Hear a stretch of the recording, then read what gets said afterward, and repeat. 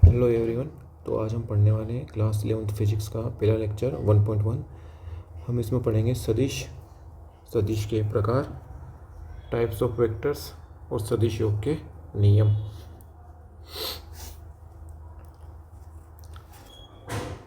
Vectors पढ़ना है, types of vectors पढ़ना है, law of addition of vectors पढ़ना है, and then we will see some examples of this. So start करते हैं सदिश से। तो सदिश होता क्या है? सदिश हम सबको पता है कि ऐसी क्वांटिटीज़, ऐसी राशियाँ जिनमें दिशा और परिमाण दोनों होता है, उनको क्या बोलते हैं? सदिश बोलते हैं। भौतिक राशियों का वर्गीकरण हम दिशा के आधार पर भौतिक राशियों को कितने भागों में बांट सकते हैं? 3 भागों में। पहला है सदिश, दूसरा अदिश, और तो सदिश होता क्या है? सदिश होता है भौतिक राशियाँ जिन्हें पूर्णतया व्यक्त करने के लिए परिमाण और परिमाण के साथ साथ दिशा और मात्रक की आवश्यकता होती है, उसको क्या बोलते हैं? सदिश राशियाँ। ये सभी सदिश राशियाँ क्या होती हैं? सदिश योग के सामान्य नियमों का पालन करना चाहिए। तो सदिश होने के लिए 3 चीज़ों का क्वालिफाई होना जरूरी है। क्या चीज़ों का क्वालिफाई होना जरूरी है? सदिश होने के लिए 3 चीज़ों का क्वालिफाई होना जरूरी है। पहला क्वांटिटी क्या है कि सदिश के पास क्या होनी चाहिए? दिशा होनी चाहिए। दूसरा क्या होना है? सदिश के पास परिमाण होना चाहिए। और तीसरा सदिश के पास क्या होना चाहिए? सदिश योग के सामान्य नियमों की पालना। क्या होना चाहिए? सदिश योग के सामान्य नियमों की पालना, नियमों की पालना करना होना चाहिए। तो ये सब हो जाएंगे तो अपन क्या बोलेंगे कि सदिश है। अगर नहीं हुआ तो अपन क्या बोलेंगे? सदिश नहीं है। अब आगे बढ़ते हैं। अब आगे क्या है? सदिशों के प्रकार। तो सदिश 2 प्रकार के होते हैं, ध्रुवी सदिश और अक्षीय सदिश। ध्रुवी सदिश क्या होते हैं? वे सभी सदिश जो रेखीय गति संबंधित होंगे उनको बोलेंगे ध्रुवी, और जो घूर्णन गति संबंध होंगे उनको बोलेंगे अक्षीय सदिश। तो ध्रुवी सदिश में जैसे क्या क्या आएंगे?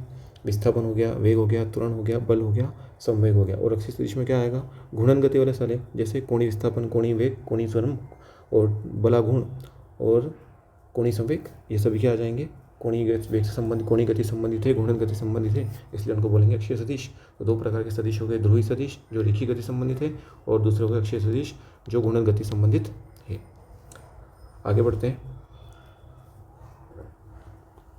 अब क्या है? सदिश योग के सामान्य नियम की तरफ बढ़ रहे हैं अपन। इससे पहले 2-3 पॉइंट डिस्कस कर लेते हैं। जैसे शून्य सदिश में क्या होता है? ऐसा सदिश कि जिसमें जोड़ने घटाने पर, जिसको उसके सदिश में जोड़ने घटाने पर उसमें कोई परिवर्तन ना हो उस सदिश में, तो इसको बोलेंगे शून्य सदिश। शून्य सदिश का कोई मात्रक होता ही नहीं है और दिशा भी नहीं होती, क्योंकि इसका प्रारंभिक और अंतिम बिंदु एक ही होता है। यदि कोई वस्तु विराम अवस्था में है तो वेग का मान शून्य सदिश के बराबर होता है। यदि कोई कण वृत्ताकार पथ में घूम रहा है, चक्कर लगाता है, वह घूम रहा है, तो अपन क्या बोलेंगे? चक्कर लगाता है, वो घूम रहा है और अपनी वापस जब लौट आता है तो हम क्या बोलेंगे? कण का विस्थापन कितना हो गया? 0 हो गया। और सदिश भी कितना हो गया? 0। जैसे त्वरण और वेग, घूमता हुआ 0 आएगा तो त्वरण भी 0, और वृत्ताकार पथ में चक्कर लगा इसलिए वेग भी नियत है, इसलिए त्वरण 0 हो गया। वेग नियत और त्वरण 0। अब आगे बढ़ते हैं। जैसे समतली सदिश। सदिश के प्रकार में अगला प्रकार है समतली सदिश। अब समतली सदिश क्या होते हैं? अब ऐसे सदिश है जो केवल एक ही तल में सीमित हो, उनको बोलेंगे समतली सदिश। जैसे 2 सदिश अगर हो तो वो एक ही तल में हमेशा होते हैं, एक्स और वाई प्लेन में, इसलिए उनको बोलते हैं समतल सदिश। अगर 3 सदिश हो, 3 से ज़्यादा सदिश हो, तो वे समतली हो भी सकते हैं, लेकिन अगर 3 से ज़्यादा होंगे तो असमतली भी हो जाएंगे। और यहाँ पे एक पॉइंट है ध्यान रखना है। क्या ध्यान रखना है? पॉइंट है कि कम से कम 4 असमतली सदिश होंगे, तब उनका परिणाम ही 0 होगा, क्योंकि 3 तो जोड़ने में चले जाएंगे, एक उनका नेगेटिव लेना पड़ेगा तब जाके वो 0 होंगे। इसलिए असमतली सदिश हो, उनको 0 करना हो तो कम से कम 4 सदिशों की जरूरत पड़ेगी। अब अपना एक और सदिश आता है जिसको बोलते हैं स्थिति सदिश। स्थिति सदिश क्या होते हैं? आओ पढ़ते हैं। मूल बिंदु से किसी कण की स्थिति को दर्शाने वाला जो सदिश होता है उसको क्या बोलते हैं? सदिश। ये अपना है मूल बिंदु यहाँ पे, और इससे कोई कण है, इसकी स्थिति बिंदु P पे है, तो मूल बिंदु से जो P बिंदु की स्थिति है उसको दर्शाने वाले सदिश को बोलेंगे स्थिति सदिश। इस स्थिति सदिश को हम दर्शाते हैं स्मॉल r से। स्मॉल r पे वेक्टर लगा के हम दर्शाते हैं r vector equal to x i cap plus y j cap plus z k cap. X y z क्या है? एक्स वाई जेड तल में बिंदु का निर्देशांक है, और आई जे कैप के कैप क्या है, आई जे कैप के कैप हैं उनके कंपोनेंट, उनकी दिशा को दर्शाने के लिए एक्स को आई कैप में, वाई को जे कैप में और जेड को के कैप में, एकांक सदिश है। अब आर का परिणामी निकालेंगे तो क्या आएगा, परिणामी आई के गुणांक का वर्ग प्लस जे के गुणांक का वर्ग प्लस के गुणांक का वर्ग। तो यहाँ पे आई और जे के और के गुणांक का स्क्वायर क्या है, अंडर रूट एक्स का स्क्वायर प्लस वाई का स्क्वायर प्लस जेड का स्क्वायर। तो ये क्या होगा, आर होगा। अब हमको पढ़ना है विस्थापन सदिश। जब सदिश एक बिंदु से दूसरे बिंदु पर स्थानांतरित होगा तो उसकी स्थिति में जो परिवर्तन होगा उसको बोलेंगे विस्थापन, और विस्थापन को सदिश रूप में व्यक्त करने के लिए जिस सदिश की जरूरत पड़ेगी उसको बोलेंगे विस्थापन सदिश। तो माना कि कोई पार्टिकल था, पहले मूल बिंदु पे था, बाद में वो ए बिंदु से बी बिंदु पर आ गया, तो पहले इसका स्थित सदिश था R1, दूसरी बार में इसका सदिश हो गया R2। अब R1 से लेके R2 पर गया तो इसके सदिश में जितना परिवर्तन हुआ उसको बोलेंगे विस्थापन सदिश डेल्टा R। तो डेल्टा R क्या होगा, R2 में से R1 को घटा दो तो क्या आ जाएगा, डेल्टा R आ जाएगा। चलो निकालते हैं। प्रारंभिक बिंदु से अंतिम बिंदु पर खींचा गया सदिश विस्थापन सदिश कहलाता है।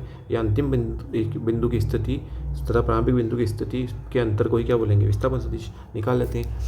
जैसे R1 को कैसे दर्शाएंगे, x1 आई कैप प्लस y1 जे कैप प्लस z1 के कैप, और R2 कैसे दर्शाएंगे, x2 आई कैप प्लस y2 जे कैप प्लस y3 के कैप। अब R2 डेल्टा R निकालना है तो R2 को R1 में से घटाना पड़ेगा, तो घटाने पे क्या मिलेगा, ये x2 माइनस का x1, y2 माइनस का y1 और z3 minus z2 minus z1 आ जाएगा। आई कैप जे कैप की अपनी जगह पे है।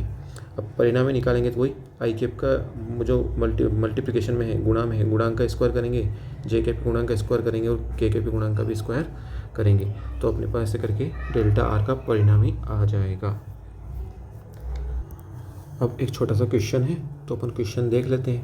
क्या है क्वेश्चन में, यहाँ पे एक डोरी है जिसमें तनाव है अपना T, और इस पर 4 किलोग्राम का एक बॉक्स लटका हुआ है, और तनाव है अपने वाई अक्ष से थीटा कोण पे, तनाव कितने डिग्री पे, वाई अक्ष से थीटा कोण पे तनी हुई डोरी है। तो ये T है और ये थीटा है, तो इस दिशा में इसका कौन सा घटक आएगा, T कोस थीटा, और इसके लंबवत दिशा में कौन सा घटक आएगा, T साइन थीटा। तो अपने को निकालना क्या है, अगर बल 30 न्यूटन का हो तो अपने को थीटा निकालना है और टी का मान अपने को निकालना है। तो अपने को पता है कि W बराबर कितना होता है, mg होता है, या m का मान कितना है 4 और g का मान है 10, तो अपना बल कितना हो गया, 40 न्यूटन का अपना बल हो गया। अब क्या करेंगे अपन कि यहाँ पे 40 न्यूटन को बैलेंस करेंगे कि 40 न्यूटन बैलेंस किसने हो रहा है, तो नीचे तो लग रहा है 40 न्यूटन और ऊपर कितना लग रहा है, टी कोस थीटा। तो 40 न्यूटन को किससे बैलेंस करना है, 40 बराबर टी कोस थीटा। तो कोस थीटा कितना आ जाएगा, 40 बटा में टी, ये अपना आ जाएगा। हाँ, तो अपना क्या लग रहा था, ऊपर की तरफ टी कोस थीटा, नीचे लग रहा है 40 न्यूटन का बल, और इस डायरेक्शन में लग रहा है फोर्स, इस डायरेक्शन में लग रहा है टी साइन थीटा। तो टी कोस थीटा बैलेंस हो रहा है अपना 40 न्यूटन से, मतलब कि उसके वेट से, और एफ बैलेंस हो रहा है अपना टी साइन थीटा से। अब इन दोनों इक्वेशन को अपन करते हैं डिवाइड, तो टी से टी कैंसिल हो जाता है, और साइन बटा कोस क्या आएगा, टेन थीटा और एफ बटा डब्ल्यू। तो टेन थीटा क्या है अपने पास, आरोपित बल और उसका वेट। तो टेन थीटा बराबर एफ बटा डब्ल्यू, एफ का मान कितना दिया हुआ है क्वेश्चन में 30 न्यूटन, और डब्ल्यू का मान कितना है 40, तो 3/4। और अपने को पता है कि एंगल में, अगर ट्राइंगल में ये 3 हो, ये 4 हो, ये थीटा हो, तो टेन 37 डिग्री बराबर कितना होता है, 3/4 होता है। तो बस 3/4 अपन निकालेंगे, कितना आएगा, थीटा बराबर 37 डिग्री अपने पास आ जाएगा। अब अपने को क्या करना है, इक्वेशन 1 और 2 का क्या करना है, स्क्वायर करना है। तो टी स्क्वायर बराबर F square plus W square, तो टी का मान निकालेंगे तो under root F square plus W square अपने पास आ जाएगा। तो अब क्या करेंगे अपन, मान रख दो, एफ का मान कितना 30 न्यूटन, डब्ल्यू का मान 40 न्यूटन, तो 30 स्क्वायर प्लस 40 का स्क्वायर, 30 का कितना है 900 और 40 का 1600, और ये अंडर रूट 16 और 9 2500 आएगा, मतलब कि 50 न्यूटन अपने पास बाहर आ जाएगा। तो ये आ गया अपने पास तनाव का मान डोरी में जो अपने को निकालना था। अब आगे क्वेश्चन करते हैं।